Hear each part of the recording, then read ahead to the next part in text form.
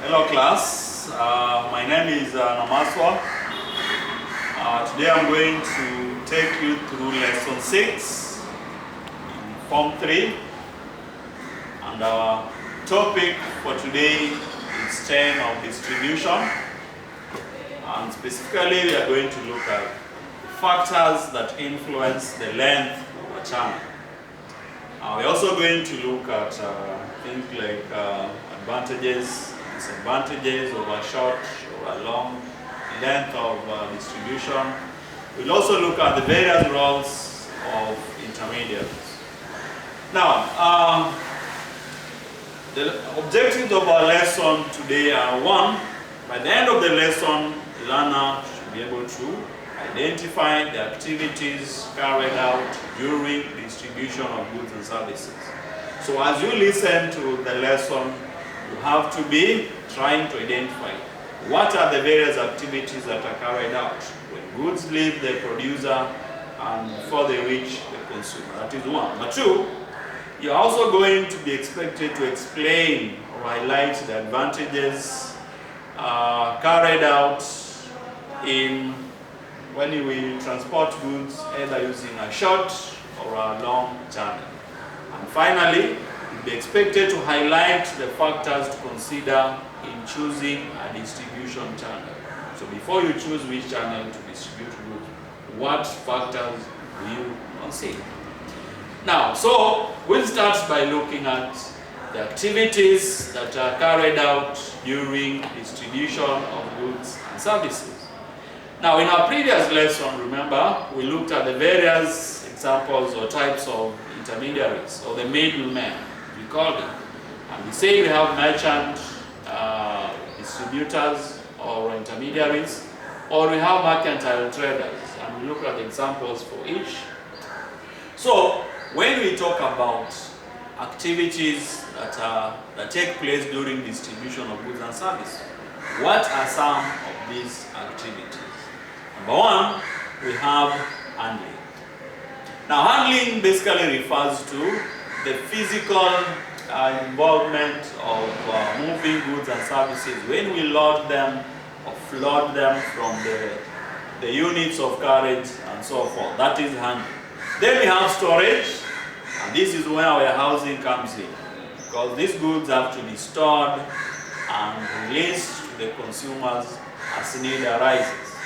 There is packaging or packing, where goods are going to be put in cartons or in boxes to facilitate easier handling. There is also transportation. Okay, the goods are going to be transported using various means. Could be using tuk-tuks, could be using the train, using the aeroplane, and so forth. Then we have grading. Okay, from your Form 1 knowledge, when you talked about preparing goods for sale, we talked about grading, blending, sorting, breaking bulk, packaging, and so on. So I expect you know what all these mean. So grading is another activity that is performed on these goods. Then we have blending. Okay, we have blending. Then we have sorting, where we arrange them using various characteristics or qualities. Then finally we have breaking the bulk. Okay. We'll try to expound more on breaking bulk because it is one of the roles of intermediaries. Now, we want to look at channel length. What do you understand by this term, channel length? Now, channel length refers to the number of intermediaries involved in the distribution or movement of goods from the producer to the final consumer. So the length of the channel will depend with the number of intermediaries. And who are intermediaries? These are the middlemen or middlewomen who are in between the producer and the final consumer of goods. So the more the number of intermediaries in the channel, the longer the channel. Now, in our previous lesson, we looked at distribution of various categories of goods. and how each had various channels of distribution. For instance, we looked at distribution of locally manufactured goods. We looked at distribution of locally agricultural goods, and we said it had 6 channels of distribution. So the 6 the 6 channels, each were of different lengths. We have one that had 6 intermediaries, and there's one that did not have any intermediary, where the farmer sells directly to the consumer. So that is what defines a channel length. Now, the length of the channel affects the final price of the product. Therefore, the longer the channel, the higher the selling price, and vice versa. Meaning what? If the channel is short, then the final selling price of the commodity will be cheaper. And why do you think this is the case? Now, hypothetically, we know that every of these intermediaries are in business. And the main aim or objective of any business is to make profit. Now, we have looked at the various activities that are carried out when goods are being distributed from the producers to the consumers. And some of these activities are expensive. They require costs. For example, we talked about transport. So transport involves goods being physically moved from one point to another. This one costs money. Either we are going to hire someone to transport the goods, or we are going to fuel the van, pay the driver and the loaders to transport the goods. So either way, there are costs involved. We talked of storage. Again, when goods are stored in a warehouse, there are costs involved. Okay? Then there is a profit. There is the marketing. So all these expenses are going to contribute towards the final selling price of the commodity. So if we have a channel that has so many intermediaries, then it will have a very high price of the commodity. Now, having said that, let's look at some of the advantages of having a short channel. Then we shall also look at the disadvantages.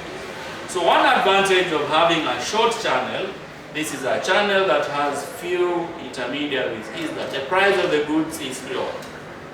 Okay, the price of the final commodity is going to be lower. 2, the goods will reach the consumer faster. Why? Because there is less handling. Number 3, the producer is able to have direct contact with his or her customers. Now, every business person hopes to be directly in contact with his or her customers. Why? So that they can get feedback from them. They can get, if there are any complaints about the goods, if there are complaints about the price, then the producer can directly listen to them from the customer. So if the channel is short, they are going to have this contact with the customer. Number 4 is that goods reach the consumer while still fresh. When the channel is short, the goods will move faster, as we said, and therefore for those goods that are perishable, they'll reach the consumer when they are still fresh. And finally, the producers are able to get feedback from the consumers. What about the disadvantages? Now, some of the disadvantages of a short channel include: 1, the distribution of goods is limited to a small area. Now, there's no way you are going to sell directly to the consumers and expect to sell goods in a wider geographical area. This can only be possible if the consumers are in close proximity to the producer. The consumers must be in one place and they must be near the producer. But 2, the producers bear all the risks involved in distribution. So all those risks involved in distribution, goods could be damaged along the way due to handling, goods could go bad, they are very perishable, all these risks are going to be met by the producer. Another disadvantage is that there will be limited profits since goods don't reach a wider market. We have said the market is going to be smaller, and therefore the producer will not make a lot of profit. Finally, we can also say that the limited market raises the cost of production. If the market is smaller and the cost of production are the same, so it's going to be another disadvantage. Now, what about a long channel? Do we have any advantages when you have a long channel? Yes. Some of the advantages of having a long channel, where there are many intermediaries, for the one, goods reach wider markets. Now remember, this was a disadvantage of having a short channel. Now, the longer channel solves this. So when goods are distributed using a longer channel, they'll reach wider markets, even across continents. Number two, enables the producer to pass some risks to the middlemen. There are some risks or expenses like marketing, product promotion. There's some risks like transport, risks like bad debts, which will be transferred to the middlemen, the intermediate. You can also say that it is convenient to producers. They concentrate on production and leave the intermediaries to distribute their goods. The following are the disadvantages of having a long channel. One, the prices of goods are going to be higher. Why? The same reason. Every of the intermediaries have costs to incur, they have activities they perform, and they also have to make a profit. So the price of the commodities will keep on increasing. Another disadvantage is that it causes delays. Right? It will cause delays in delivery of goods because there are so many people involved in handling and distribution of the goods. Another disadvantage is that the producer has no direct contact with the customers. Okay? The producer has no direct contact with the customers, so they cannot know what the customers' feelings are towards the goods or the service. And also, perishable goods will go bad before reaching the consumer.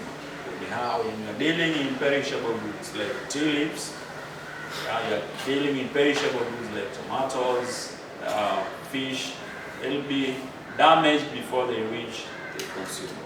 And finally, there are increased chances of damage to the goods due to handling.